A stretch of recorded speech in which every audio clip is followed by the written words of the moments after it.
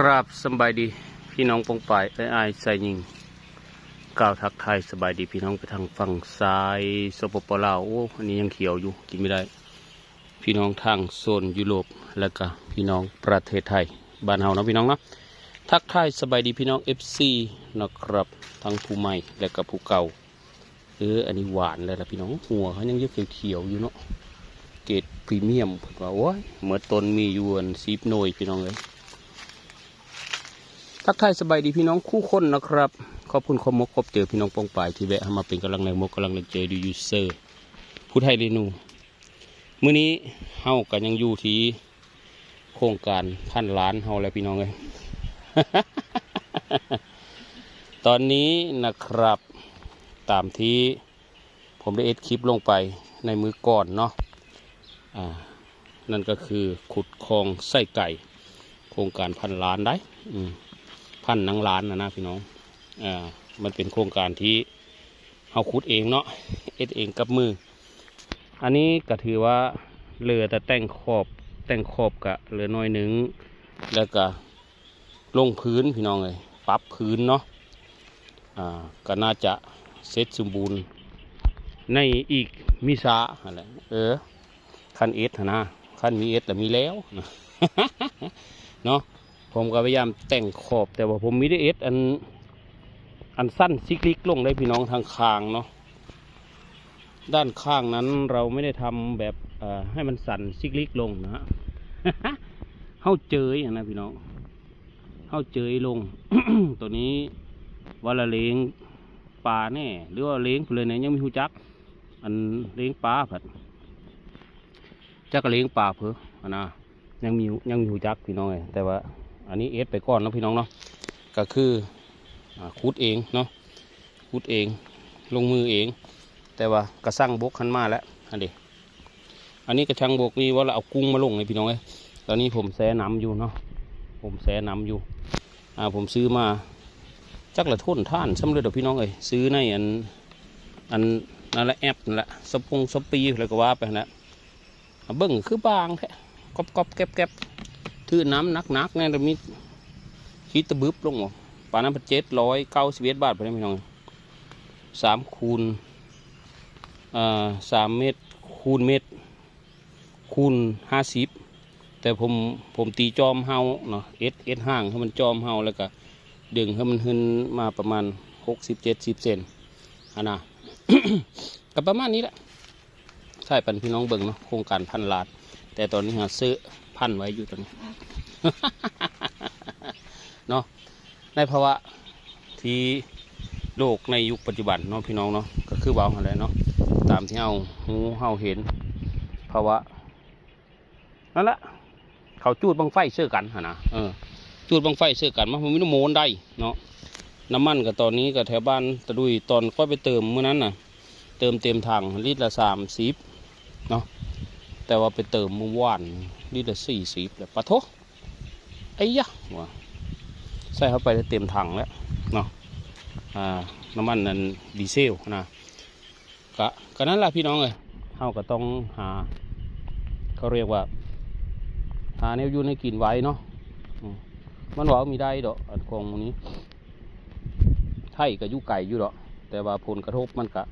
มันมีนะแต่ว่าข้าเขามีแนวเลี้ยงไว้เนาะเจ้าหน้าที่บอลเอ็ดเคาะไก่นี่เลยพี่น้องเลยทำข้อไก่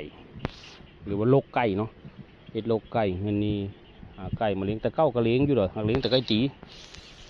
มาตอนหลังก็เลยอ้อไก่ก็เลยมีไก่จักตูอ้อไปเบิดได้มีได้จงไปจักตูจักแม่ได้ก็คืดว่าแหละยายเพิ่นว่าเอ็ดคอไก่คืนนี้เพิ่นว่าอันเลี้ยงไก่มีแม่นไก่ส้นคือตะเก่าหน้าตะเก่าแต่โยมีเอ็ดไปแล้วพี่ยายดูเนาะตื่นเช้ามาละเสร็จแต่หน้าไก่ล้างหน้าไก่โง่อยู่น้ำไก่นะตะเก่าตาไม้นี่ก็ คือว่าแหละเอากะเนาะแต่ว่าเลี้ยงไก่ไว้กินหรือว่าไว้บริโภคนะมันก็แพร่เร็วอยู่ได้เบิ่งเข้าทั้งหลุมกะประมาณเดือนพฤษภาคมเมษาเนาะเมษานี่แหละประมาณเมษามันก็น่าจะทอกเบิดแหละเขาเฮาสิมีห้องดอกเขาฮะ อันนี้อยู่ในกลิ่นเฮานะโอเคแหละมันก็ต้องมีแต่ว่าซะก็คือผมว่าในหนองซะก็มีอันซ้ำจะกินจุงนี่เสืออันเสือกระโบกลงไปน้อยนึงกะได้กินแล้วมันมีเยอะได้อยู่บ้านเฮานะแต่ว่า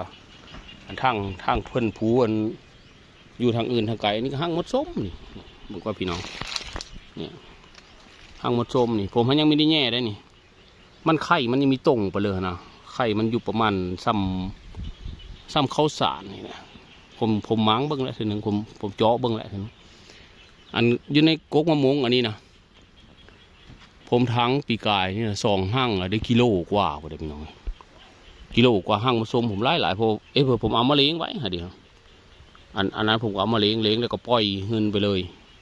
ผมเอามาเลี้ยงไว้นะบัดแล้วมันก็ฮอดย่ามมันมากับสนุกกินนะมันไม่ได้ยากได้คันเขามีกกไม้เข้ามาเนาะกกไม้กับเขากับปูไว้นะหมูนี้แล้วนี่เนาะเอามะม่วงท่านเธอมีเว้ากินจนขี้เหกับมีเมดมะม่วงนะ 3 ต้น 4 ต้นทั้งนาฮัน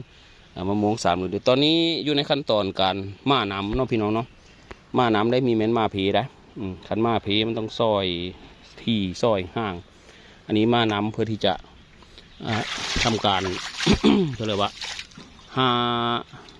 เสื้อที่มากับอันผ้าอย่างผ้าใบนี่แหละแล้วเราจังเอาจุงมาลงพี่น้องเอาจุงเนาะว่าเราลงจุงฝอยแต่ว่าก็ต้องมาไว้หลายมือจะได้พี่น้องประมาณ3-4 มื้อพอละ3-4 มื้อแล้วจังไปหาจอกหาแหน่มาลงเนาะแต่ว่านั่นแหละพี่น้องแม่นเผื่อมันก็ต้องได้เตรียมการโอ้ยานปนั้นบอกพญาดุยโยมันบอกมีได้เห็นบอกโสงอันวิบวับเนาะพี่น้องโสงวิบวับเป็นนี่เลยมีได้เต็มโตได้เพอก็ดีคือว่ามันไม่เป็นเพอนะโว้ยไปซื้อกินก็ไม่ได้ขนาดมันยะได้พี่น้องไปซื้อกินเขามีเฮ้าหอดบ้านเขา แม่บอก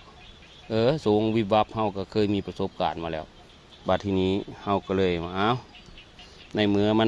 มันมีแหน่ใดหลังเธอเขายิงไปยิงมาพัดอันสีวงสีวภาพมันมีเมื่อใดคู่มือนี่พี่น้องเฮาว้าวมีได้เนาะเขาจูดบังไฟเสื้อกันพึ่มพำอยู่ถ้าเกิดเขาปล่อยอันสารพิษสารเพลือเดซ่าจูดบังไฟเพราะว่าควันสารพิษเข้ามานี่ได้สบายไปบ้านนั้นโสงอันวิบวับเนาะพี่น้องโสงวิบวับนั่นก็เยอะไปชิเลยเขาก็มีเฮาขันเพอมีฉีดวัคซีนเขาก็มีเฮาไปจังหวัดเริ่มเพอเลยก็เราไปหาซื้ออันกินมาเยอะจะบานมีได้ในเลือดสะนะเฮาก็คือว่าเนาะความมันคงทางด้านอาหารเฮามันก็ต้องได้เตรียมเลยหามีเฮิงดอกการเฮาคูดแล้วนี่ก็ไปซื้อคันละลงปลานิ่นมันไม่เนี้ยได้พี่น้องเลยซื้อเป็นกิโลมาเลยตัวซ้ำฝ่ามือนี่โลละ60นะโลละ60 บาทมาลงไปเลยแต่ตุบ ลงมาจาก20 โลนี่ก่อนเนาะพี่น้องแต่ว่าเวลาเฮาขูดแบะออกไปแล้วเนาะพี่น้องขูดแบะออกหรือว่าเฮามีได้เธอมันสั้นชิกลิกนะเฮาซาเพื่อมันเจยมากับโอ้ประมาณ1.20 เกือบ1.50 ไรเฟอขอบเฟอก็ใหญ่พอสมควรแล้วยังละขูดอีกหลังจากที่เอ็ดคลองนี้แล้วก็เรามาขูดอีกคลองหนึ่งอยู่นี่เนี่ยขูดอีกคลองหนึ่งอยู่นี่แล้วก็ว่าละเอ็ดโลไก่อยู่หันว่าละเอ็ดโลไก่พอได้เอาไก่มาเลี้ยงเนาะเลี้ยงไว้กินไข่กินเพลยกระว่ากันไปเนาะแล้วแต่เฮาละกินดอกอันนั้นนะ ยันเขามีเฮือซื้อมีเฮือออกไปซื้อฮะนะพี่น้องยันมันคืออันโสงวิบวับนะอุ้ยลมก็ดีพี่น้องเลยโสงวิบวับนั่นก็โย่ไม่ธรรมดาเลยอันนี้นั่นถุงอันไปซื้อเสื้อมาพี่น้องเลยไปซื้อเสื้อมาแล้วคัดละโยนทิมไปก็ยังมันเป็นขยะก็เลยห้อยไว้นี่สักก้อน เนาะพี่น้องกะเอ็ดไว้สำรองไว้เพราะว่าเฮาอยู่ในบ้านเนาะเคาะหน้าเนาะอยู่ในบ้านเนาะเคาะหน้าเฮาไม่ได้อยู่ในเมืองในหน้านะเฮากะคือว้าวแหละมันกะเปอร์เซ็นต์มันก็อาจจะดีกว่าสำหรับอันเฮานะแต่สำหรับผู้เพิ่นอยู่ในเมืองในหน้านั่นก็โอโทหากเกิดขึ้นมาได้เนาะหลายคนเนาะหลังคนกับพ่อแม่อยู่เฮิรนดูเตาเองงานอยู่กรุงเทพกรุงไทยหากเกิดมันเหนือบ้าก็แรงก็คือโสงกันกับโสงวิบับนะไป พักกันหืนมาบ้านโยหลานผู้ค้ากันหืนมานอนอยู่ในศูนย์พักพิงกันแล้วก็ไม่ได้15 มื้อคนละติดอีกได้ติดได้นี่ไม่มีติดได้ส่งวีบวับนะโอ้จะว่าอันเฟอร์แล้วมาฮอดเฮิร์นเลยเครื่องเดินฮะนะไปส่งข้าวก็ไปส่งไม่ได้เขามีเฮาไปไม่บอกอันนี้เขาเฮาหูจักว่าสถานการณ์มันเป็นแบบนี้แล้วโอเคละเฮาเตรียมไว้แต่ดูเฮาก็ไม่ได้อยู่กรุงเทพหรอกดูเฮาอยู่ไกลนะ แห้งไก่อยู่ผู้เมืองนอกกูมันก็เลยกลายเป็นว่าไอ้อีกผู้หนึ่งหันอยู่เคอนี้อยู่ในตัวจังหวัดนี้ก็มีน่าจะมีปัญหาหรอกเนาะแต่ว่าสำคัญก็คือเฮาเตรียมการไว้เนาะพี่น้องเนาะโอเคน้องพี่น้องสำหรับคลิปนี้ก็ยาวมาพอสมมาพาควรเนาะผู้ค้าขออนุญาตปัดคำเด้อพี่น้องเด้อนำเสนอโครงการ1,000 ล้านเดลเจเอสนางล้านขึ้นนี้เนาะตีนางล้านขึ้นนี้แล้วก็เอานี่เด่นกระทกลกกันและเท้าเครือกระทกลกหรือว่าเสารถลงมาเอาลงมาโฮมเพื่อป่าเฮาสำหรับคลิปนี้ขออนุญาตปัดคำจบคลิปลงสำนี้คนโจกขอพี่น้องบงป่ายคู่คนเนาะอยู่ดีมีแห่งกินข้าวแซ่บนอนรับความเจ็บไม่ได้ความใครมี